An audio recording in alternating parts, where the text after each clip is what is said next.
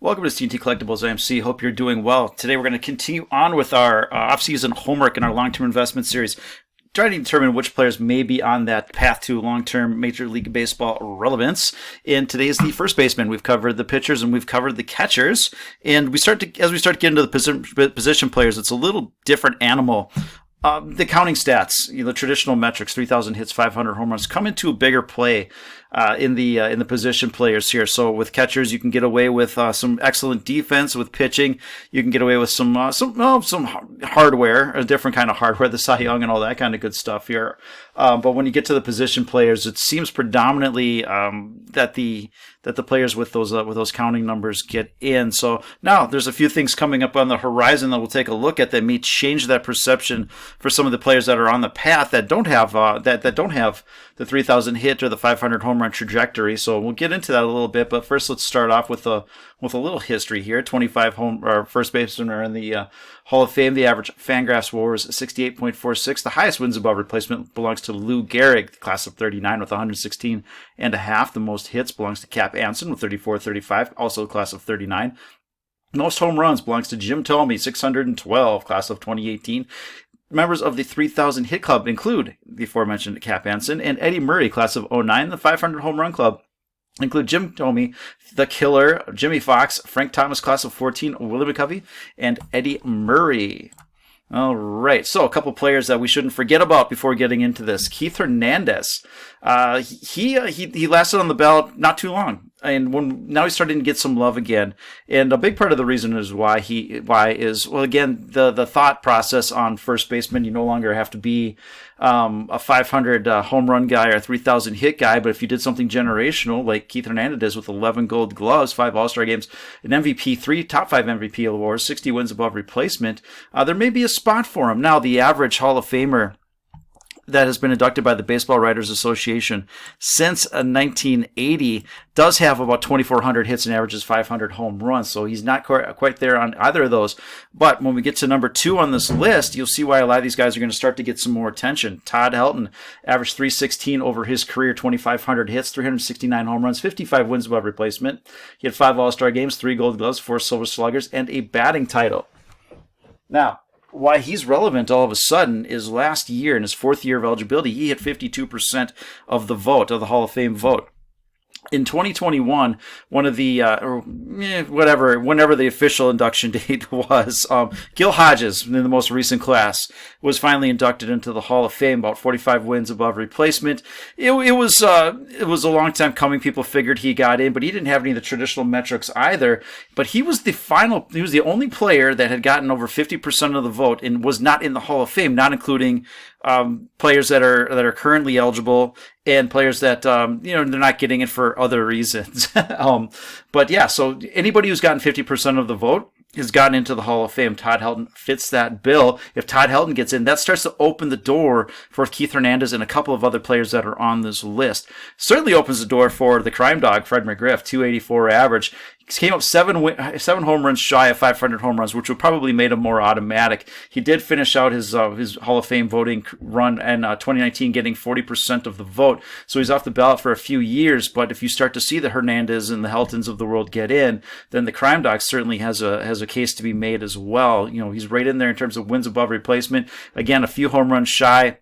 And he would have likely gotten it had the Major League Baseball not suspended the season back in the mid '90s. 2,400 hits, nearly 2,500, which is right in line with what Hall of Famers have averaged again since 1980. So there's cases to be made here. Now, I can't make a case for some of these guys, so we will just move on. All right, started off on deck here. So here are a couple players that they don't have the pedigree yet, but someday they'll have their own page in this series, and that's what all players really look for. So Tristan Casas came up at age 22, 0.3 wins above replacement. Hall of Famers at that age have 3.71 wins, so he needs to average just under 5 wins above replacement for the next dozen or so years. Same with Spencer Torkelson. So we'll see what they can manage to do over the next couple of years. Jose Miranda, a couple of years older than that, so he's got a 1.1 wins to his name here. Hall of Fame pace is closer to 12, so he'll have to average above 5.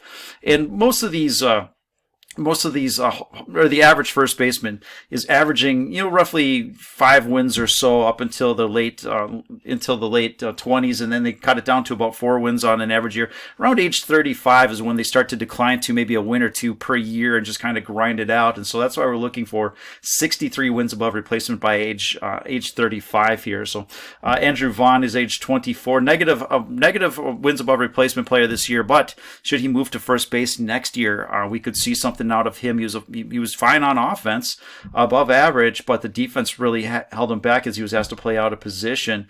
And Ryan Mountcastle, 25 years old, with a couple wins to his name, the Hall of Fame pace is closer to 17. He'll have to average over 6 wins per year to get to that 63 by age 35. So again, we're asking these players to do something they've not done yet.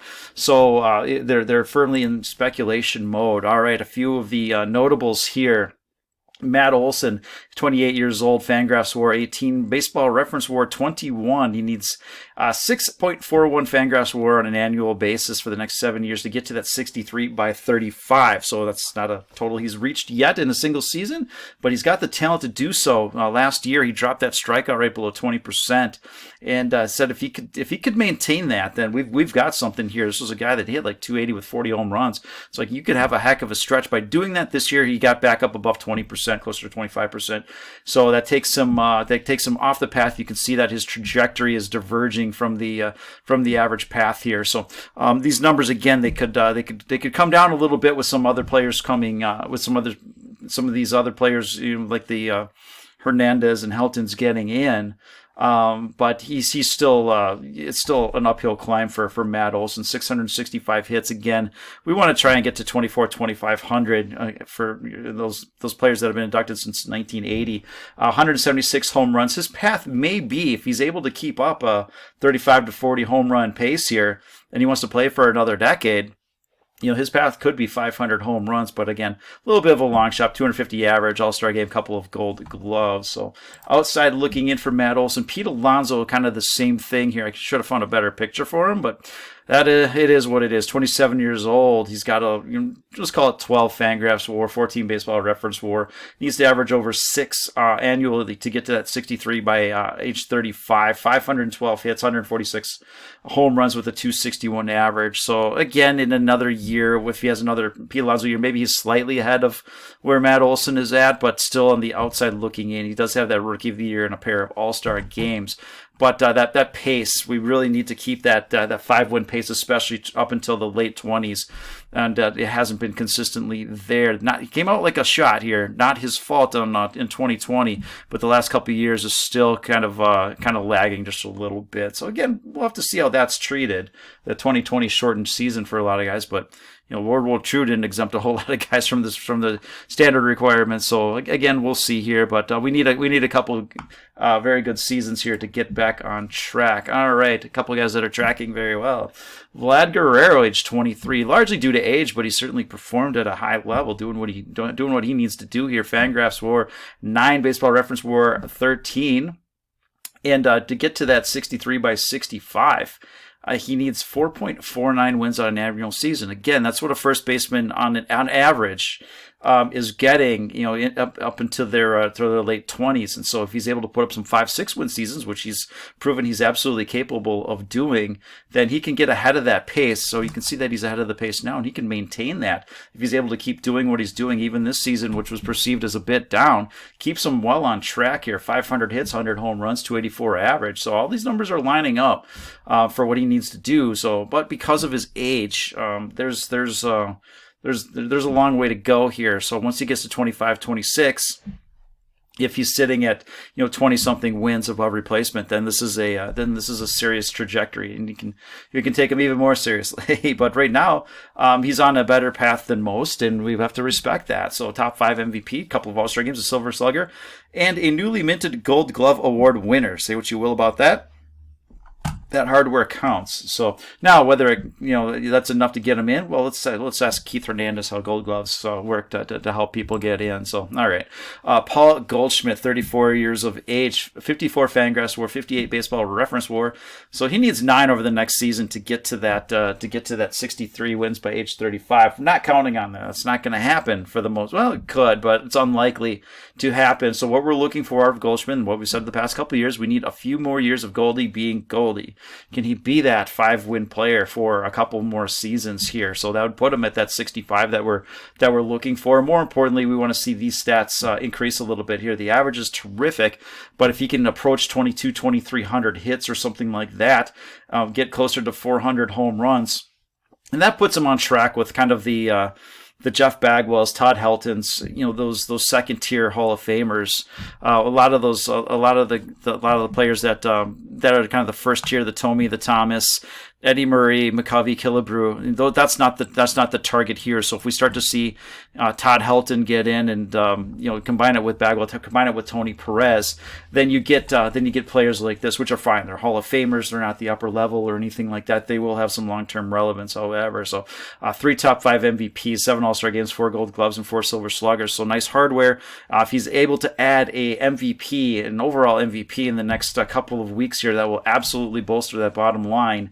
And then it's up to him if he can just be Goldie, for the next 3 years. Then that should probably get it done. And he's well liked. That never hurts. All right. Freddie Freeman, age 32, 50 wins above replacement, 63 by 35. He needs to average a little over 4 per season. That's what he's been doing. That's what he's able to do, and there's no reason to expect that he doesn't do that. If we can get another 3 or 4 years with these numbers of Freddie Freeman production, then we will be sitting comfortably at 65 wins above replacement or so. The average wins above replacement again for players elected since 1980 is closer to 70. So he could put himself in that top tier if he's able to hang out another 5-6 years, something like that. So 1,900 hits. Again, if he's able to play 37, 38, maybe 39 years old, he could be approaching 3,000 hits. That 2,500 number, that's kind of the average for guys. He'll blow that away, and I think he should be able to do that in the next 3 years or so. But getting close to 3,000, that might be the goal for him here. So nearly 300 home runs and a 300 average. He's got an MVP. It's in a shortened season, but who's going to remember that? A couple top 5 finishes, 6 All-Star games of Gold Glove, and 3 Silver Slugger. He's been tracking beautifully. And I would expect him at age 32 to continue to do so. And again, if he approaches that 3,000 hits, that could be a big deal, putting him in that upper tier Hall of Fame as it is right now. A few more years of just what he's doing, and he should be in. So, all right, Joey Votto is age 38 years old. He's got 58 Fangraphs WAR, 65 Baseball Reference WAR, 64.3, 63 by 35. Forget it. He's 38 years old. He's got 2,000 hits, 342 home runs, and a 300 average. So he's coming in light in a lot of these areas here.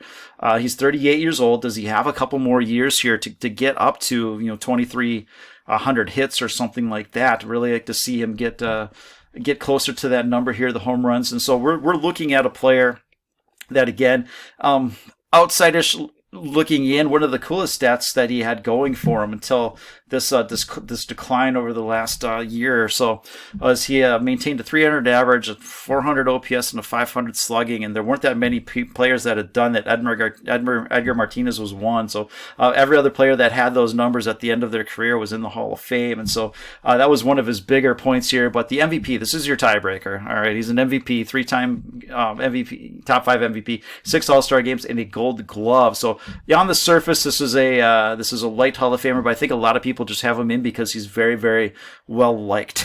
And so that, again, is not going to hurt your case. I think he's just been thought of as a Hall of Famer. And honestly, when you start to compare him to the guys coming down the path that may be getting in, it is favorable, but I think if you're comparing him to the guys that are already in there, it's a tough comparison. And so we'll see what he can do if he can right the ship and have another productive year or two. But we're getting to the tail end here where production is going to be a little bit harder to come by. He had a couple flat years. That's not going to help things overall. So again, I think he's in at some point.